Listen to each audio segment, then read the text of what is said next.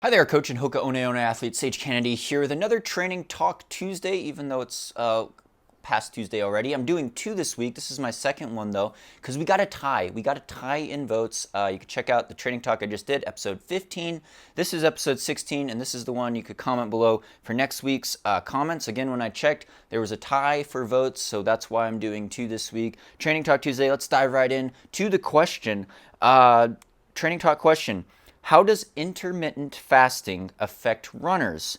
How does it change over distance or age? So great question there on intermittent fasting. The idea of strategically, I guess you could say, eating or not eating and how it mixes with the exercise, especially distance running and your age considerations. Now, I'll tell you the truth, I'm not a huge fan of the term dieting or intermittent fasting.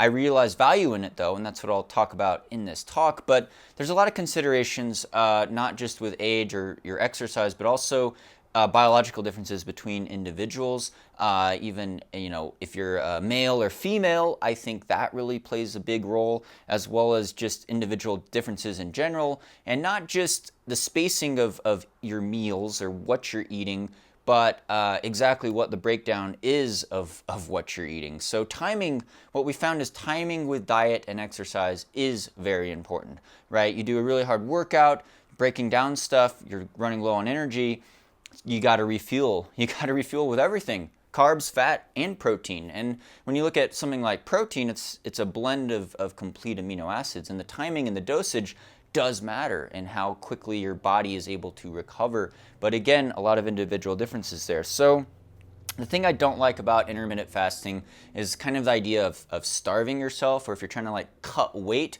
it could get very obsessive and it could lead to some bad mental patterns, I think, in terms of an attitude towards refueling and food. And obviously with a sport like distance running, anorexia, bulimia, eating disordered, is actually pretty common. There's a high incidence of that in endurance. So you don't want it to be this added stress. At the same time, there is some value, I think, when people are trying to lose excess body fat. There is some value when you're trying to train for a longer distance race like a marathon or ultra marathon, where one of the adaptations through your training and lifestyle is being able to utilize fat more efficiently as a fuel. That's really a key. When you get into races over 20 miles or 32 kilometers, you're burning glycogen and fat in a combination, but you start running low on the tank of glycogen and carbohydrates that you're eating or drinking during the race, you need to start burning a higher percentage of body fat, and that becomes something that is going to help you in a long distance type of race. Now, you're always kind of doing that if you're running pretty high mileage, right? Even people that eat a high carb diet who eat 3 square meals a day, you could get into a lot of fat burning, and that's why you see a lot of top runners are pretty lean and they're pretty efficient, especially at the marathon. But like I said, it does depend on individual differences, and most notably male versus female. There's been some science out, and I think Coach Sandy, my girlfriend, has touched on this in some of her training talks or blog posts about how in general, women can be more sensitive to intermittent fasting, whereas in general, males, are able to handle it somewhat better, so to speak. And maybe this goes back to an evolutionary thing where, men were out foraging, or not foraging, but, hunting and going on long treks and going pretty far distances without eating food all the time, right? We didn't get our regular meals every 6 hours, breakfast, lunch, dinner, maybe throw in some brunch. So, it is a survival instinct, but it's not necessarily for ideal health. So some days, truth be told, I only eat 2 meals a day. I wake up pretty late, I eat like a big breakfast, then I don't want to run on a full stomach in the afternoon, so I just don't eat lunch, but I'm snacking and grazing and hydrating throughout the day, and then I eat a really big dinner.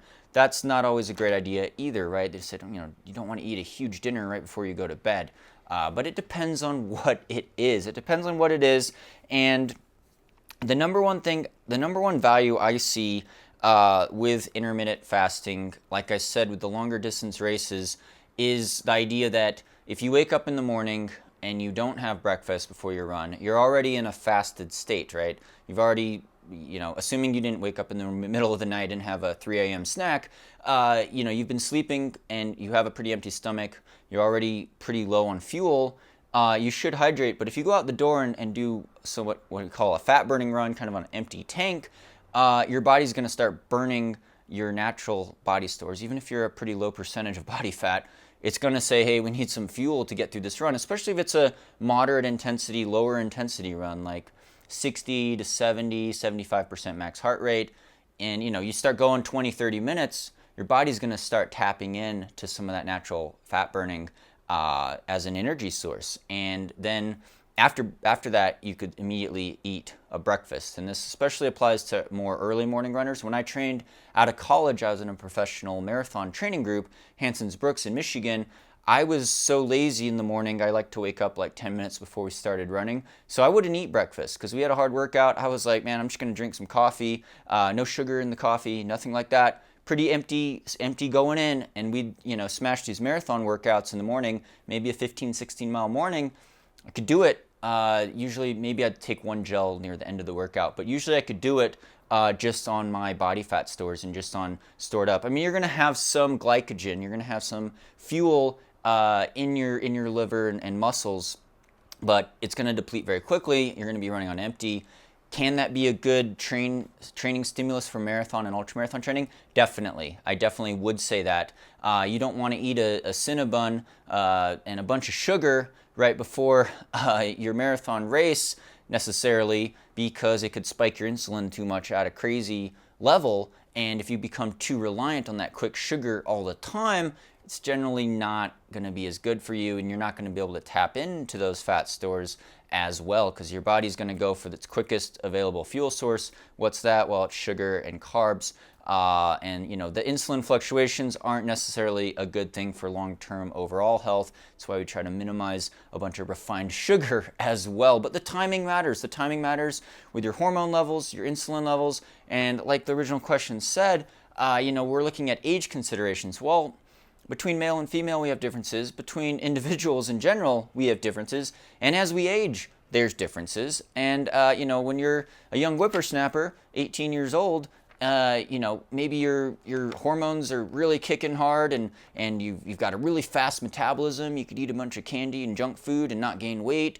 So things are a lot different then compared to if you're 48 years old, your testosterone's been dropping, metabolism might be a little slower or not, I don't know. But generally, with age, it's going to slow down. Diet's going to have to change over time, and that's okay. That's a natural process of aging and, realizing that things do change over time, over the course of your life with different health issues or not, and your training. So, it does depend on that. It also depends on the types of training and running that you're doing, right? A well-balanced training program with speed and high intensity actually tends to amp up your metabolism and burn calories quite a bit faster than if you were just doing a bunch of LSD, long, slow distance, right? If you're just going out and jogging really slowly all the time, even running fairly high mileage, if your body gets used to that stress, it's not much of a new challenge.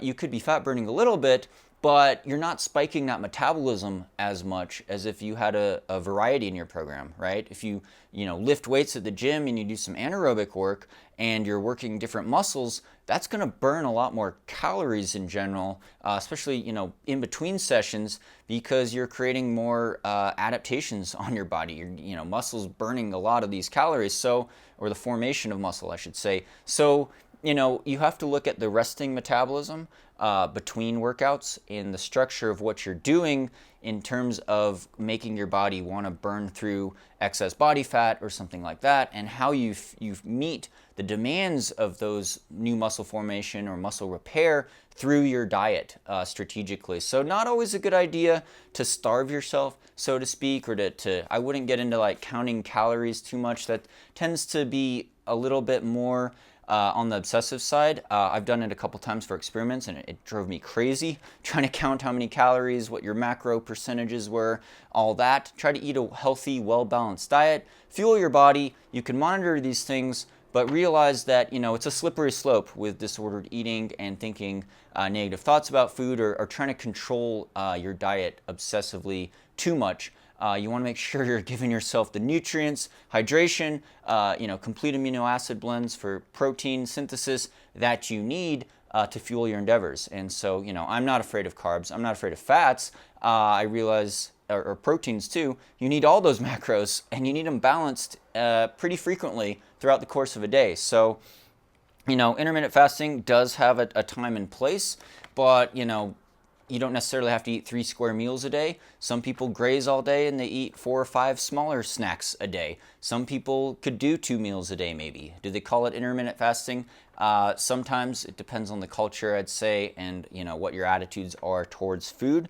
But in terms of that glycogen sparing effect and that fat burning adaptation, I do see some value in strategic endurance training. When you're doing the more high intensity stuff, 5K training, 10K training, and want to hit peak performance even at the half marathon and below, I would say that carbs are going to be the number one fuel source. Burning glycogen fast is going to make you run fast. You're not going to be able to do it on an empty tank, so to speak. So, and even the guys that are all into fat burning and limiting sugar intake during the long distance race, they're slamming gels and sipping Coca-Cola and taking in a lot of sugar, because you basically have to, or you will hit the wall, so to speak. So that's my take on that. A lot of considerations, and I don't mean to oversimplify these nutritional talks, because they are very complex and there are so many variables at play.